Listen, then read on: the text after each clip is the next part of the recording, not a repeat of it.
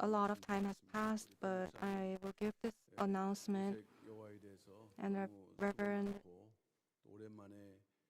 has worked hard in OSEC Church, and it's been a while since he has been at the pulpit, and he had a lot to say. And I received a lot of grace, so please understand, even though he did it for a little bit longer. And I have a few important announcements.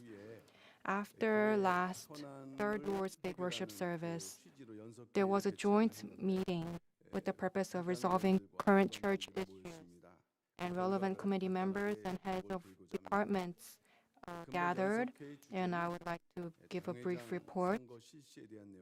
The topic of this joint meeting was the head pastor election.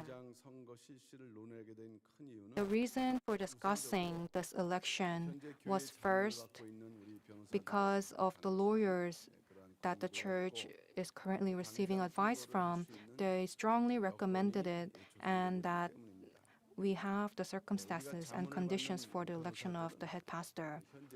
The lawyers we are consulting with say that since all the legal issues, including the provisional injunction currently raised by the breakaway side, are problems caused by the absence of the head pastor, and since the congregational vote of the breakaway side was restrained from the court last September, they have been giving us advice that this is the method to solve the church issues.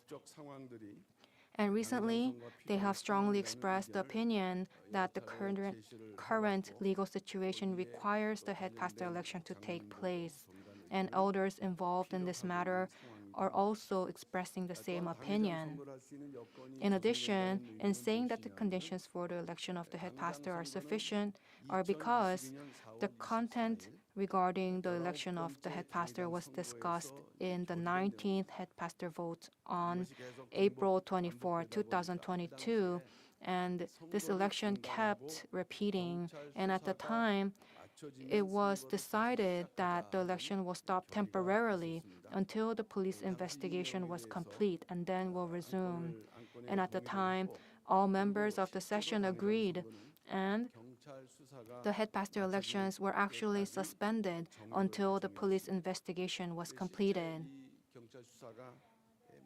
And this police investigation has recently concluded. The police investigation into Lee-seung-yeon's embezzlement of 14 billion won began as a recognition investigation on March 22, 2022, when Guro Police Station sent an official letter of cooperation to our church. First, it was investigated until September 22, 2023, and it was sent to the prosecution to be placed under indictment. But the prosecution took a look and requested additional investigation for additional embezzlement issues. And so it was returned to the police. And the breakaway side said this was because Lee-seung-yeon was not at fault, but this is not true. And the investigation lasted 1 year and 10 months, was concluded yesterday. And we have received this news. And the case was sent back to the prosecution with the recommendation for indictment. So now we wait for the indictment of the prosecution, and he is not blameless.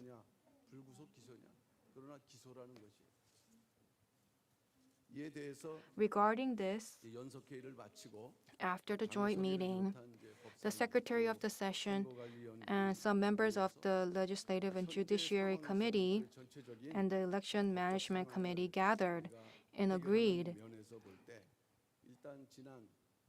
to the overall legal situation of the church.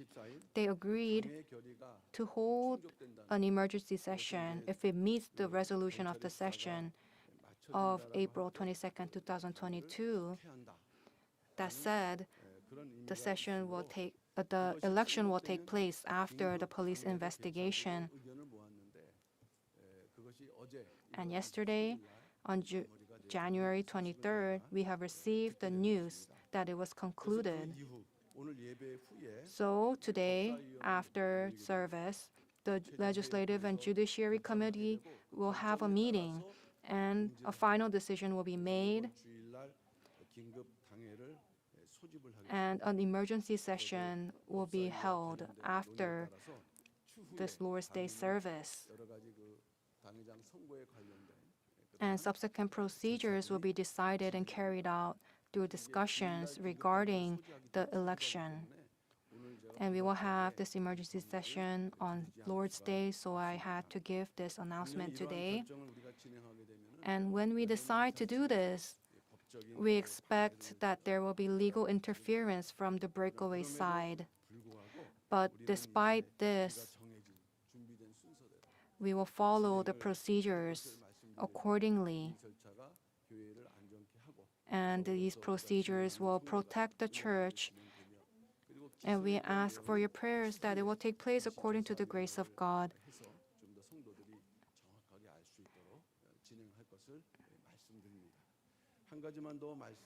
And one more thing,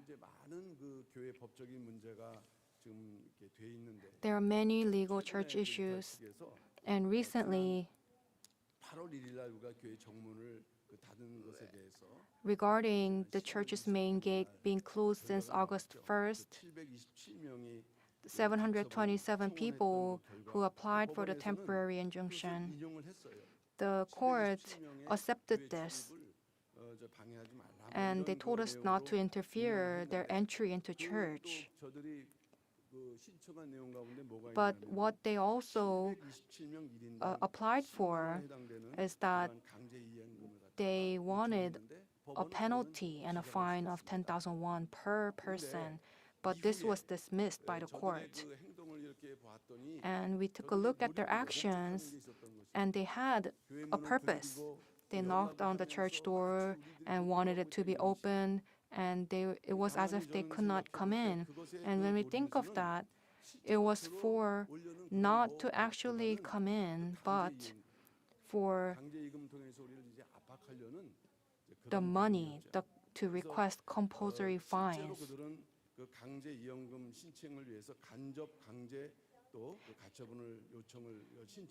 And they requested that the compulsory fines be given. First, it was 10,000 won per person, but they adjusted it for 10 million won each time.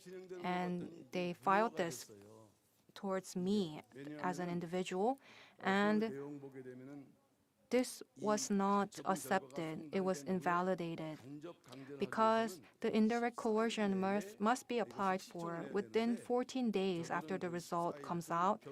But the breakaway side's lawyer was not aware of this, so the deadline was exceeded. And our lawyer knew of this, and that lawyer pointed it out. So for them, they have to start anew. So there is a hearing date set for February 28th, and they filed it for the church and for me. So we have about a period of 3 months, and we will be able to respond appropriately with the experience that we had for these 3 months. And our hearts were heavy because of the ruckus outside, but this process has come to pass. And please pray for this so that the work of the Father, and we believe that it is grace of the Father that has stopped this. And yesterday, another great thing that happened on January 23rd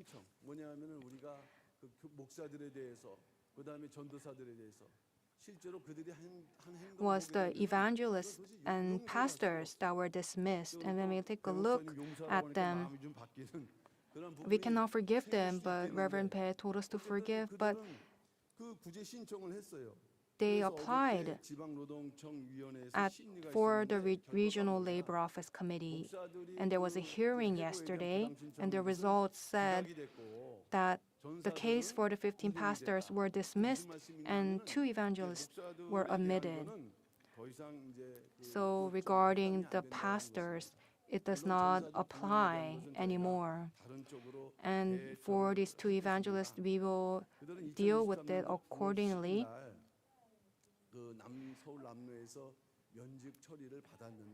And they were dismissed from the Seoul South Presbytery on September 10, 2023. And it is a ruling that acknowledges that the church followed the presbytery's decision, and that this decision is not subject to judicial review. Even if an appeal is made, I believe that the results will not change. And they filed a temporary injunction to suspend the decision of the Seoul South Presbytery. I don't know who they're receiving advice from, but there are many legal injunctions that they filed. And we are taking care of this one by one based on the truth. So certainly there will be great results. And the reason why I'm saying this today is that they come and lead protests in front of the church 4 times a week. And those who are leading the protests in the aspect of the church, they do it as if they are clergy of our church, but actually they are those who have been dismissed.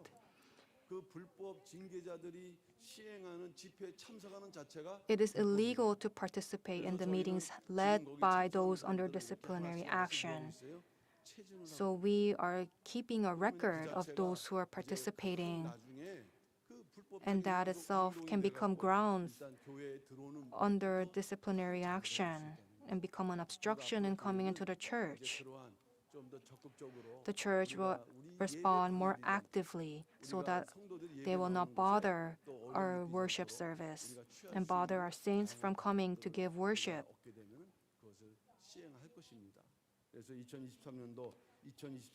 So in 2024,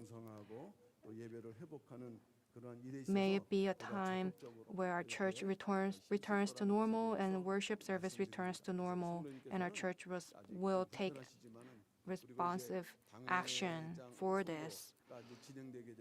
And when the elections for the head pastor takes place, until that finishes, we need to be more alert and be more active in keeping the church.